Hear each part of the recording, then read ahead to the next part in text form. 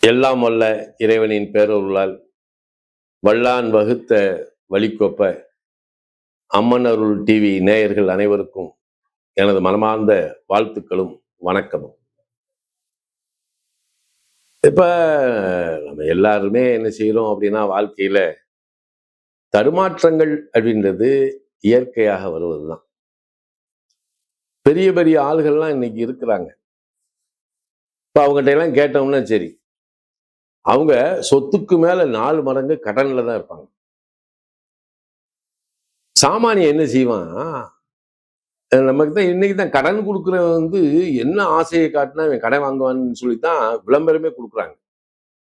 ஆனா வாழ்க்கையினுடைய அத்தியாவசிய தேவைகளை பூரா கடன் கொண்டுதான் இன்னைக்கு செய்ய வேண்டிய சூழல்ல மக்கள் இருக்காங்க. ஏன்னா வாங்குற சம்பளம் குழந்தைகளுக்கும் வாழ்க்கைக்கே சரியா வரும் அப்படின்ற ரீதியில ஏதாவது சேமிச்சு நம்ம ஏதாவது உருவாக்கணும்னா சேமிக்கக்கூடிய பழக்கம் நமக்கு கொஞ்சம் கூட இல்லை. அதனால கடனை வாங்கி அதுல ஒரு இன்வெஸ்ட்மெண்ட், ஒரு பொருளை உருவாக்குறது அப்படின்னு இருக்கு. நிறைய பேர் கடன் வாங்குவான். ஆனா கரெக்டா ஒரு வீடு வாங்கினா வாங்குவான், வண்டி வாங்குறதுக்கு வாங்குவான். என்ன இதுக்குத்தான் நம்ம கடன்னு போவோம். இன்னைக்கு என்னென்னதுக்கோ பர்சனல் லோன் போட்டு என்னென்னமோ பண்ணிக்கிட்டு இருக்காங்க. ஆனா இப்ப நம்ம கடன் ரீதியாக மனித வாழ்க்கையில் ஏற்படக்கூடிய பலவிதமான கஷ்டங்கள் தான் சொல்லணும். இதை இப்ப நான் சொல்ல வர்றது என்ன அப்படின்னா, ஒரு ஒரு கணவன் மனைவி, அவர் உண்மையான ஒரு உழைப்பாளி, பாடுபடுறாரு. அவரு குடும்ப தேவைக்காக என்ன செய்யறாரு, கடன் கொண்டு ஒரு சில விஷயங்களை பண்றாரு. ஒரு 2 குழந்தை இருக்கு. இந்த குழந்தைய வச்சுக்கிட்டு இவருக்கு இருக்கக்கூடிய வருமானத்தை அப்படியே கொஞ்சம் கடனை வாங்கி சிக்கனமா ஒரு வீடை வாங்கிடுவோமே அப்படின்ற ரீதியில எல்லாம் முயற்சி பண்றவங்கள நம்ம பாராட்டித்தான் ஆகணும். இந்த கடன்னால நமக்கு என்னென்ன பிரச்சனை வரும் அப்படின்னா, இப்போ ஜோதிடத்துல லக்கணத்துக்கு 6ஆம் பாவம் அப்படின்னு இருக்கு. லக்கணத்துக்கு 6ஆம் பாவம், நீங்க எடுக்கிற மாதிரி ராசிக்கு 6ஆம் பாவம் எடுத்துக்கலாம். இந்த 6ஆம் இடத்தை தான் நம்ம முன்னோர்கள் என்ன சொல்லியிருக்காங்க, கடன், வழக்கு, நோய் அப்படின்னு சொல்லி சத்ரு அப்படின்றத எடுத்திருக்காங்க. ஆனா 6ஆம் பாவத்தினுடைய தன்மை அதுல என்ன மாதிரி வெளிப்படுது அப்படின்னா, ஒருத்தனுக்கு 6ஆம் பாவம் நெருப்பு ராசியாக வந்தா அது நோயின் தன்மையை சுட்டி காட்டும். அதே 6ஆம் பாவம் நிலத்தத்துவமாக இருந்தால் அது உழைப்பையும் உயர்வையும் கொடுக்கும். அதே 6ஆம் பாவம் காற்றாசியாக இருந்தால் அவனுக்கு வழக்கு, லிட்டிகேஷன் வரும். ஆனா 6ஆம் பாவம் ஜலராசியாக இருந்தால் அவனை கடன் தான் அவனுக்கு அதிகமா இருக்கும். இதுதான் இதுல இருக்கக்கூடிய ஒரு விஷயம். சரி, இன்னைக்கு எல்லாத்துக்குமே கடன் இருக்கு. நம்ம தம்பி கூட இந்த டிவியினுடைய அணுகுமுறையாளர் ஒரு இருக்கார், நெறியாளர். அவரு, சாமி உலகத்துல கடன்காரங்க ரொம்ப இருக்காங்க, அவங்களுக்கு ஒரு வழியை சொல்லுங்க அப்படின்னு அவரு உங்களுக்காக ஏண்டுகிட்டு வந்தது அவர் தான். இப்ப அவருக்கு தான் நம்ம நன்றி சொல்லணும். இருந்தாலும் இந்த கடன் நிலையை பற்றி, கடன்னால பல பேருடைய வாழ்க்கை வீணா போச்சு. என் வாழ்க்கையில் நிறைய பார்த்துருக்கேன். எப்படின்னா, பெரிய கோடீஸ்வரன் கூட கடன் வாங்கிட்டு கடைசியில் அந்த கடனை அடைக்க முடியாம, ஏன்னா சொத்து 1 மடங்கு, கடன் 4 மடங்கு ஐபி கொடுத்தவங்க எல்லாம் இருக்காங்க. இன்சால்வன்சி நான் நிறைய பார்த்துருக்கேன். அப்ப கிரக ரீதியா பார்த்தீங்கன்னா, இந்த நவக்கிரகத்திலேயே ஒவ்வொரு கிரகமும் ஸ்தானாதிபத்தியம் அப்படின்னு வரும்போது தன்னுடைய காலகட்டத்தில் வாங்கிய கடனை அடைப்பதற்கு அந்த கிரகமே ஒரு வழியை வச்சிருக்கும். நமக்கு அது தெரியாம தான் என்ன செய்யறோம், சுத்திக்கிட்டே இருக்கும். இப்ப நவக்கிரகத்துல பாத்தீங்கன்னா, இந்த சூரியன் ஒருத்தர் இருக்கார் இல்லையா, அவர் தான் தலைமை நாயகர், தலகர்த்தர். அவரை வச்சுதான், அவர் தான் ராஜாங்கம், அவர் தான் எல்லாமே. ஆனா அவர் காலகட்டத்துல வாங்கின கடன், அவர் இப்ப சூரிய தசை ஒருத்தர் நடக்கு அப்படின்னா அவன் கடன் வாங்கினான்னு வைங்களேன், அவன் கஷ்டப்பட தேவையே இல்லை, நீட்டா செட்டில் பண்ணி வெளியே வந்துருவான். அவன்கிட்ட போய் சூரிய திசையில ஒருத்தன் கடன் வாங்கியிருக்கான் அப்படின்னு வைங்களேன், ஒருத்தனுக்கு சூரிய திசை நடக்கு, கடன் வாங்கியிருக்கான்.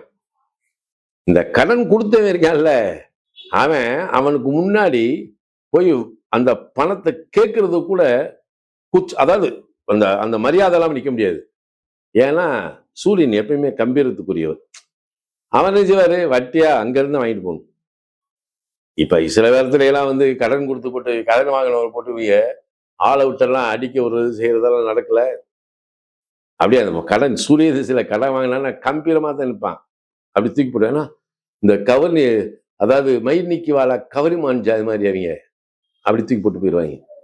கௌரவமான கடன்காரன்னு சொல்லுவோம் இல்லையா அது. இப்ப சந்திர திசையில ஒருத்தன் வீடு வாங்குறான், அதாவது சந்திர திசையில ஒருத்தன் கடன்காரன் ஆகுறான் அப்படின்னா அவன் ஏதாவது சொத்து பொத்து வாங்குறதுக்காகத்தான் அந்த கடனை வாங்கியிருப்பான். வாங்கின கடனை வேகமா அடைக்கிறதுக்கு உண்டான சூழலை சந்திர திசையே காட்டிடும். என்ன அது ஒரு 10 வருஷம் இருக்குல்ல, அந்த காலகட்டத்திலேயே காட்டிடும். சந்திர திசையில கடன் வாங்குறவனு வீணா கடன் வாங்க மாட்டான், ஏன்னா ஒரு பிரயோசனமாக்கிடும். இதுல இந்த செவ்வாய் தசைன்னு ஒண்ணு வரும். இந்த செவ்வாய் தசையில கடன் வாங்கிட்டாங்கன்னு வைங்களேன், இது என்ன செய்யும்னா பெரிய கைகலப்பு, மனஸ்தாபம், சில நேரத்துல அடிதடி.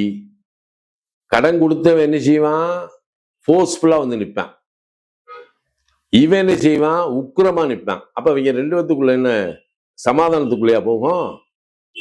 அதுல செவ்வாய் தசையில கடன் வாங்கிட்டு கடன் அடைக்க முடியாம இருக்கிறவங்களுடைய பாடு இருக்கு பாருங்க, ரொம்ப கஷ்டம். கூசாம கடன் வாங்குறான் பாருங்க, அது எந்த திசை தெரியுமா? புதன் தசை நடக்கிறவங்க பூராமே கூசாம கடன் வாங்குவாங்க.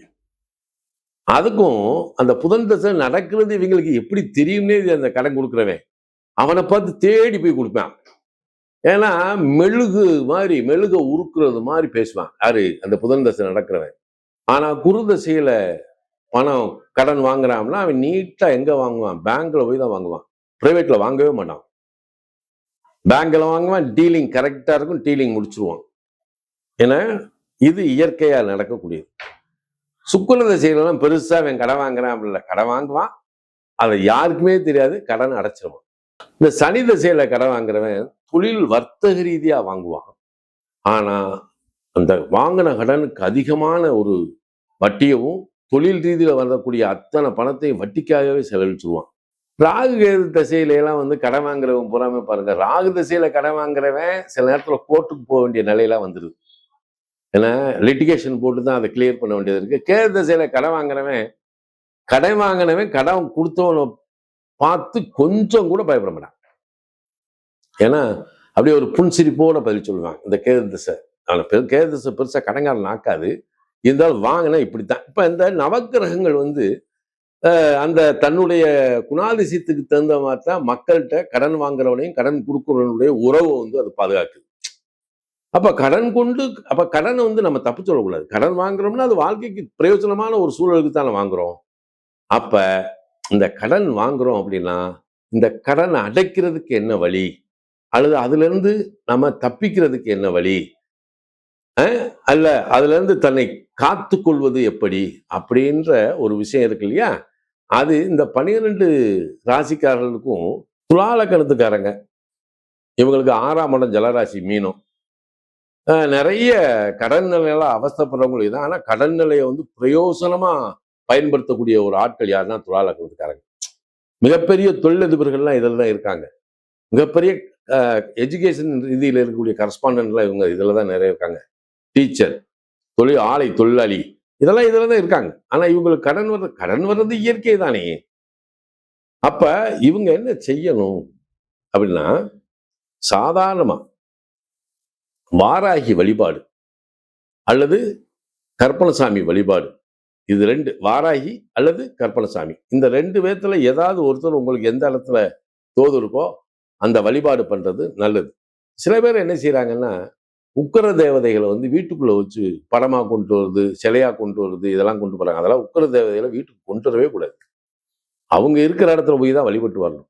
அதனால வராகி வழிபாடும் கற்பனசாமி வழிபாடும் இவர்களுக்கு கடன் நிலையை இயற்கையாக இது பண்ணிடுவாங்க. அது ரொம்ப விசேஷமான இது. இதுல இன்னொரு விஷயம் இருக்கு. என்ன அப்படின்னா, இந்த துலா லக்னத்துல பிறந்தவங்களுக்கு ஒரு முத்தாய்ப்பான விஷயம் எது அப்படின்னா, பைரவர் வழிபாடு அப்படின்னு ஒண்ணு. அப்ப ஒவ்வொரு மாசமும் வாரம் வாரம் வெள்ளிக்கிழமை சாயங்காலம் 6 மணிக்கு மேல பைரவருக்கு போய் விளக்கு போட்டு சாமி கும்பிட்டு வர்றதுனால இவங்களுக்கு கடன் நிலையை கண்ட்ரோல் பண்ணிடும், சரியா வந்துடும்.